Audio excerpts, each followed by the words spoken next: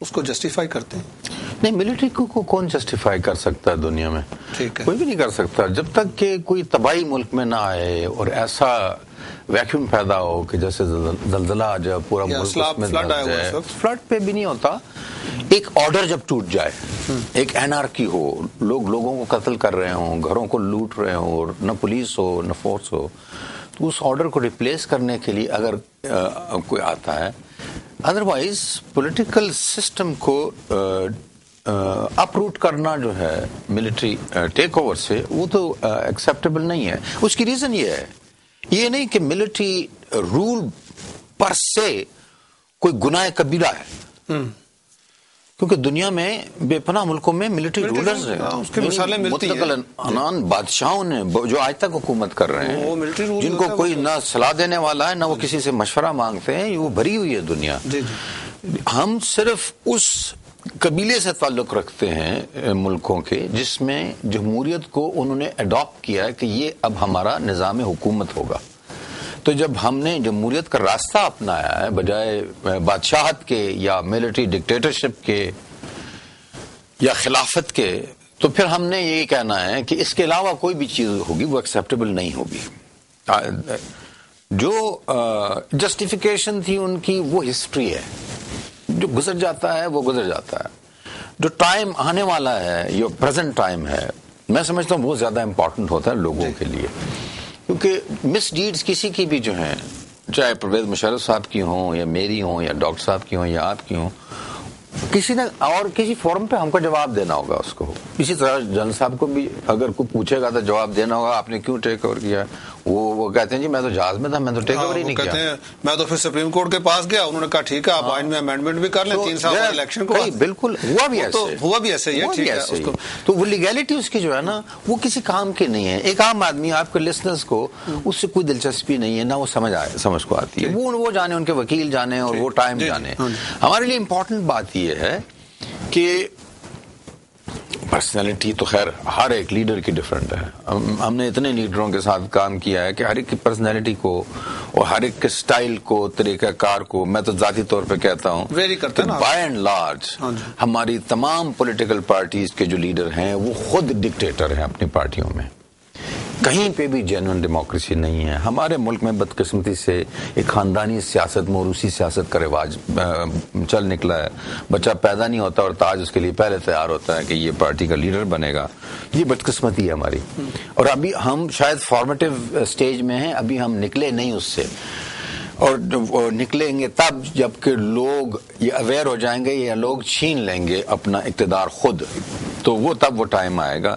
اس وقت تک شاید ہمیں یہی. آپ ایسا کوئی انقلاب دیکھ رہے ہیں پاکستان؟ جی ہو تو سکتا ہے، اس لیے کہ جہاں عوام کو زندہ رہنے کے حقوق، ان کے جو ہیں جو رائٹس ہیں ان کے بنیادی، ان سے اگر محروم رکھا جائے گا تو وہ چھین لیں گے، وہ لے لیں گے. پچھلے دن صاحب ایک نئی بات سننے میں آئی ہے سیاسی حلقوں میں. وہ کہتے ہیں جو انقلاب ہوتا ہے نا، دوسرے لوگ آ کے قبضہ کر لیا، بادشاہ کو، ساری حکومت کو گرا دیا، سزائیں دے دی، مار دیا.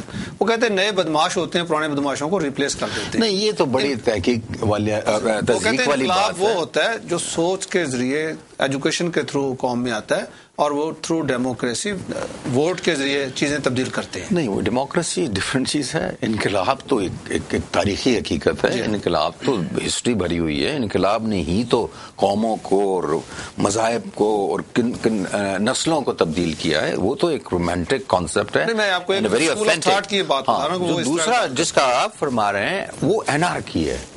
اینارکی اور ریولوشن میں تو ڈسٹنکٹ فرق ہے. اینارکی مینس کہ کوئی آرڈر نہیں ہے. لوگ، ایک موب ہے سڑک پہ نکل آیا ہے اور اپنے چیزیں بھی اٹھا رہے ہیں اور کھانے پینے کی بھی، اور لوگوں کے کپڑے بھی اٹھا رہے ہیں. وہ تو خیر ایک ڈس آرڈر، آرڈر نہیں ہے نا کوئی.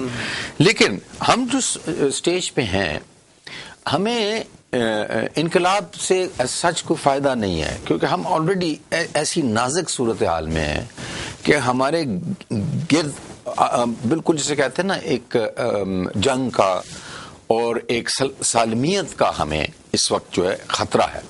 اس میں ہم کسی ایسی چیز کو نہ انکریج کر سکتے ہیں، نہ ہم کسی ایسے تجربے سے گزر سکتے ہیں جو کہ مزید اس کو، ایک گھر جو ہے وہ گر رہا ہے، اوپر سے زلزلہ آ جائے اس کے تو وہ تو جلدی ختم ہو جائے گا نا. تو اس لیے ہمیں، میں تو سمجھتا ہوں کہ ہمیں جمہوریت کو وہ اور اسٹرینتھن کرنا پڑے گا، لیکن ساتھ ساتھ اب ہمیں ہر طرف سے، اب جمہوری لیڈر بھی تو ہمارے اپنا رول نہیں پلے کر رہے نا جی، انہوں نے بھی تو وہ ڈیلیور نہیں کیا جو ایکسپیکٹیشن تھی. ہمارے ساتھ کالر ہیں کچھ. جی ہیلو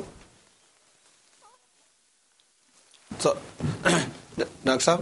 جی مشرف صاحب کا 9 سالہ اقتدار، بغیر شرکت غیر، کوئی پوچھنے والا نہیں، جو چاہتے تھے وہ کر رہے تھے.